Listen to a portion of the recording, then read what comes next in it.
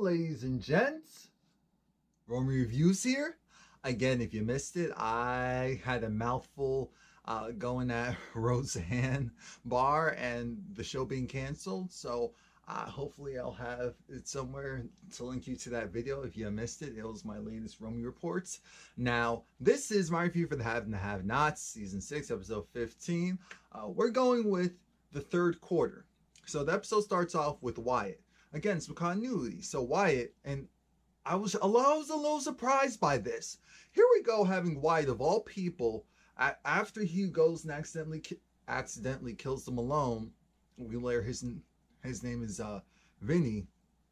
After he kills Vinny, then he goes and he magically scrubs everything. He magically remembers to go and clean everything that he touched. I'm thinking, this guy's been out of it, but I'm gonna go and say the adrenaline and what his father told him, which was, if you're gonna go and kill someone, actually kill them and make sure that you don't get caught. That's essentially what Jim said, and he took that to heart. Because the next thing we see is Jim coming in, like, "What are you doing? What are you doing?" It's like, "Dad, what are you doing? Don't touch anything. Don't touch." So then Jim is looking at this like, what is going on? Jim, long story short, he goes and he looks at Vinny's wallet and realizes that he's a Malone. And he's thinking, oh my gosh, what'd you do? Because, I mean, Wyatt, he was thorough. He was scrubbing everything. He went and got the recording out of he got the videotape recording. He did a good job. Here goes Jim going and knocking stuff over, trying to stage it as an accident again, because this isn't Jim's first rodeo. But Jim is doing the piss poor job because I'm looking at this like, so no one's going to scrub it. 2 seconds later, Wyatt says, "What are you doing? Dad, what are you doing? I just cleaned all of this. What are you doing?" I said, thank God. I was like, do you remember what you touched? Do you remember what you touched? And that's the moment Jim realizes who Wyatt killed. And now they have to go and get out of there. Next thing we know, while all this is happening, I'm thinking, where did the owner go? That's what I'm trying to figure out. Where did the owner go? After all of that, we then see I guess he's black, the black bartender. That's what we're calling him for now, because I don't know his name. And he's talking to this guy, and the guy essentially, at first I'm thinking, is this guy trying to proposition him? No, the guy wanted to see if he could help him out with, like, finding some girls, some prostitutes. Our dude saying, no, you're married, right? With kids? He's like, oh, how did you know? The ring. Oh, okay. And he said, no, I don't know how to help you. I don't know how to help you. Are you a cop? And the guy said, no, of course not. Of course he is. This is common sense. Of course he is. But he has to play this off. He has to do this right. Now our dude goes behind the counter. Gia's still working as if, I'm thinking, so Gia, I guess you're working under rock here? Something? Because this doesn't make any sense. It doesn't. Then Candace comes along because Candace realizes the money, she doesn't have the money yet. So now she needs the money from Gia. And Gia just goes and gives it to her. It's tragic. Gia, without even the precursor of, are you going to manage me again? None of that occurred. None of that occurred. Ugh. Oh, that's why I don't know it. His name is RK. Okay. So RK is trying to tell Candace, of all people, to be quiet because the FBI's there. He's there because he's saying, I want the money. I want the money. What are you doing? And Candace said, first off, don't ever forget who you're talking to. He said, yes, ma'am. I said, that's Candace for you. Secondly, you're going to go, she went and gave you this money, right? You're going to go and make sure that we make some more. I see that old dude eyeing you over there. Isn't he like a coach for one of those football teams? He's like, oh yeah. Why don't you go and work in magic over there? RJ had that look of, I know I do something strange for some change, but for that, I'm supposed to have my standards. Just because you're clean doesn't mean that we can do the deed. But Candace tells him to go, so of course this is boss Candace, so he goes.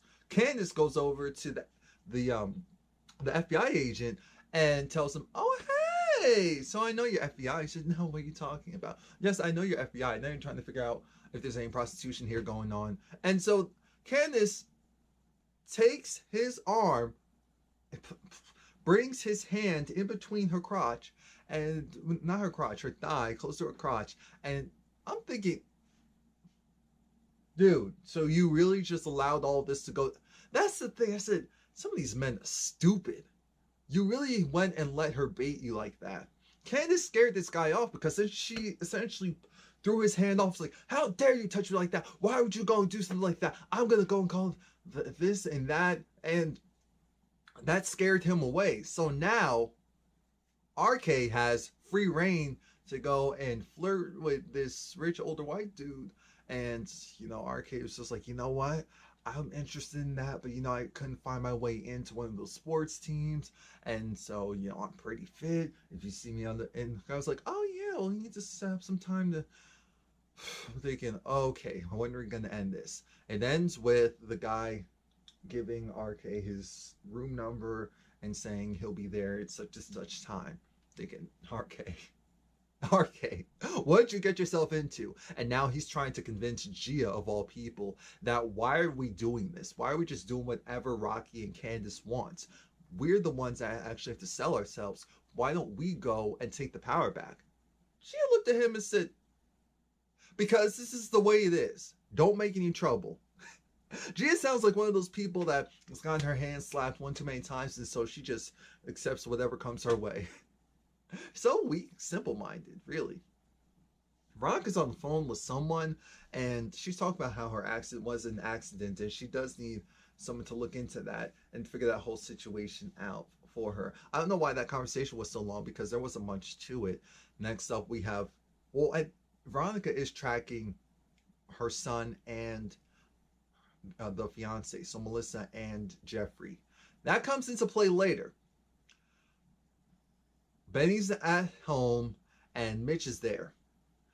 Benny tells Mitch, Benny does something so dumb because Benny realizes, wait, maybe I'm getting myself mixed into something I can't handle right now. So he wants to back out of doing the whole truck thing right now. They have a place, a roof over their head. The mother's working. So I'm sure Benny's thinking, I don't need to jump into something like this. Oh, this wasn't a good idea. Of course it wasn't a good idea, but you signed the contract. It now means that you owe them the money with interest.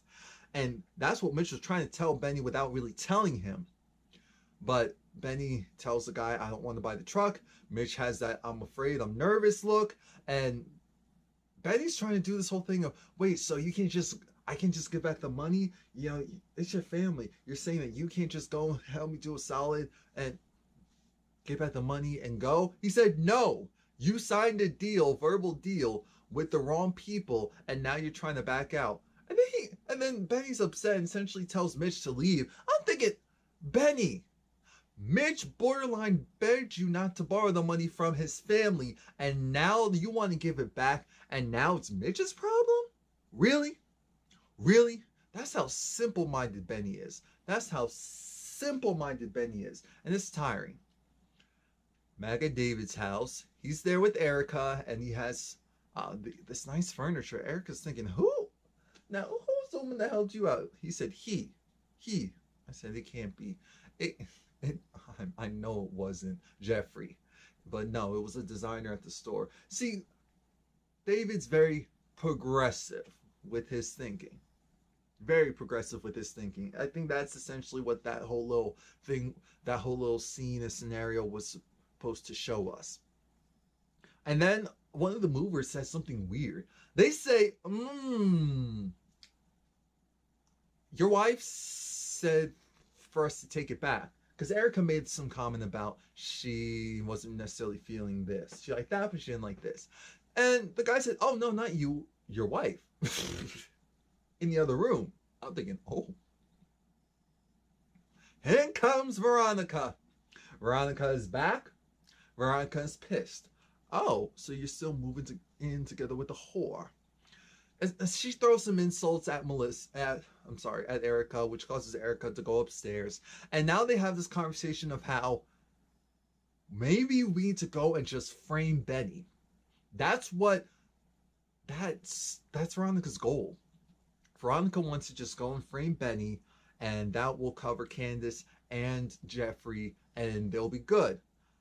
David said, Benjamin Young, I think very little of him, but I know that he is simple-minded. I know that you are just pulling his strings and doing whatever you need to do to get whatever you need out of him. So I'm not gonna go and allow you to go and, affect that young man just because he grinds my gears.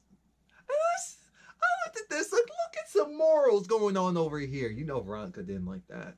Veronica didn't like that. And that whole thing of, how dare you go and deny me. Erica comes downstairs because she hears Veronica's trying to get close to David. David doesn't want that. So then Veronica goes and says, oh, he hit me. I'm thinking, oh God, this one's trash. Erica called the police. I said, Erica, are you a little too in character right now? You think you know a little bit too much. That was a smart move, but still. So now Erica's hiding behind David. I saw that. I said, Erica really is a punk. Veronica was throwing the usual insults. Little girl. Oh, you're not so slow after all. This and that. Veronica looks at the decor. Thinks, oh, this is so cute. But this is trash. Garbage. And she takes this, it almost looks like a wooden holder, if you will, or stand, starts whacking this table. I'm looking at this like, can we get thicker breakaway glass? But she goes, whacks it, destroys the table, and then she goes and leaves because she's satisfied. I'm thinking this scene, she should have whacked that last table on her way out. Then I would have believed it. Erica's over it. She's just stressed about it. She's crazy. This whole scenario that I'm in, it's a conundrum. It is. And we need to figure something. I'm thinking, Erica, how are you that? You realize that you're supposed to be, this isn't real. Gosh, she's slow. Thinking, this isn't real. This isn't real. Hannah, remember, Hannah did invite Derek over, and Melissa's there. Melissa goes, and he's somewhere in the house, maybe not. So Melissa goes upstairs, and Derek, the entire time, he kisses Hannah, caresses her, and Hannah said, no, I haven't been that way with someone in a long time. And the next time I do it is when I get married. I said, oh, Hannah, you still want to get married again? Okay. But, it's interesting. I appreciate that Derek is pretty straightforward. He's pretty straightforward with this whole thing of, he wants what he wants. He loves him some Hannah. He likes him some Hannah, which is the most important thing. Because Hannah said, because he said, he'd marry her. She's thinking, well, you'd marry me because of the fact that that's the only way you sleep with me? And he said, no, I'd marry you because it's you. I'm thinking, now come on. Hannah's been around the block multiple times, has done it forward, backwards, sideways, over people's houses, under people's houses. She knows all the moves. That's not going to work on her. But again, I felt like given enough time, Hannah would give in, because Hannah started to make out with Derek, and it was going. And then Betty came. Betty came and ruined everything like he usually does. It's like, boy, go upstairs. But that was it as far as that interaction for the rest of the show. Because the next thing I really want to say, this scene irked me too, because I said, oh, come on. Landon's back. He goes to visit Candace. Candace is on her business stroll trying to figure out what's going on. Landon essentially tells her, yes, we reversed it. The money's back in your account. But Candace, this man wants to give you the world. Why don't you want to at least talk to him? Because he wants to talk to you. Charles wants to speak to you. Candace just has a look of, I'm glad my money's back. I don't care about him. Leave me alone. Or else I'm going to scream, or else I'm going to call the security. So that's it. After we're done with that, Landon calls Charles, lets Charles know, hey, it went exactly how it went. But how did she look? She looked, oh God, what do you mean? I'm thinking, Landon, don't get it too. Did she look sad? Well, yeah, I guess she looked sad. So now we have this whole thing of, oh, boo hoo, poor Candace. Poor Candace. And she looked sad in the eyes. But Charles doesn't want to give up. Charles figures, we'll just keep going. I'm not going to make this easy for her. She's not going to scam. Charles's whole thing is he wants to make sure that he's the only option. So he's going to block everything that Candace does. Right now, he's giving her an inch so that he can take a mile later on. Candace calls Benny once she sees the money is back in her account or it's unfrozen. And she wants to go and talk to Benny. Benny's at the house, so Benny says, you have to come into the house. There is no outside, no, we're not hiding anything. So she said, fine. Candace's goal is she's going to want to transfer the money into Benny's account because she realizes that there's some mess going on. I'm thinking, how is this going to look right? How does this look like it makes sense? When you have to do taxes and all of that. Oh, come on now. Come on now. She's playing a dangerous game. Speaking of dangerous games, Mitch goes and talks to his cousin, and his cousin is trying to figure out, why are you here? Because you don't want to deal with the family proceedings. And it's like, remember the guy who I was with and he borrowed the money? Have you guys ever just accepted the money back without any interest or penalties? He said, we're Malones. Of course not. And Mitch is terrified because he knows that Benny, he isn't doing the work that needs to be done to accrue interest on the initial loan. I mean, to pay back the interest from the initial loan. And his cousin basically said, oh, so is there a problem? No, there's no problem. There's no problem. There's no problem. But his cousin kept saying, yeah, the black kid. Yeah, the black boy. Or I think that's what he exactly said, the black boy. Mitch was like, really? Really? His cousin was like, yeah, really. Even after he left, like, oh, okay. Now, Wyatt came back to Catherine's house, and Jim's trying to figure out, what did you do? Why were you there? Why it's deflecting? And this is when Wyatt finds out his money was taken. His money was taken by the father. He didn't even necessarily ask for it back. He's just that far gone, that lost. Jim and Wyatt are about to have an altercation, so Catherine says, no, that's not happening. But it was weird that Wyatt looked so confused as to how it was possible his father was able to take all of the money. I'm thinking, is there something else that we don't know? Because it's not too hard. Your father's a judge. We know the tricks of the trade. Well, we do. You're dumb. So there is that. The last scene had to do with, came over to Jeffrey's place, his temporary place. As we know, Justin is keeping tabs on him. And Justin's there. Justin says he loves him. Why is Jeffrey not reciprocating that? Why is Jeffrey making it difficult? I'm thinking, because you're a kook. You're a kook. You're controlling. You're a manipulator. You're not a good person. Why would Jeffrey want to be with someone like that? But Jeffrey has feelings for him. Jeffrey likes him. Jeffrey's trying to get the guy to admit that he's gay, and that's why he's doing all this stuff. And then they start kissing, and then the shirts go off, and I'm thinking, why is this scene still going? There has to be something else to this, because this is trash. And then it happened. Veronica, because as we know, she has the tracker on Jeffrey's phone, she went to his location, opened up the door that should have been closed. But then again, she probably had the key to the apartment. So she comes in and sees, oh boy, on top of her son. Like, what? Excuse me? She looked horrified, confused, disgusted. Jeffrey had that twinkle in his eye of, I'm gonna get you today, mother. So that's it. Please like, comment, subscribe. Come back next week. Yeah.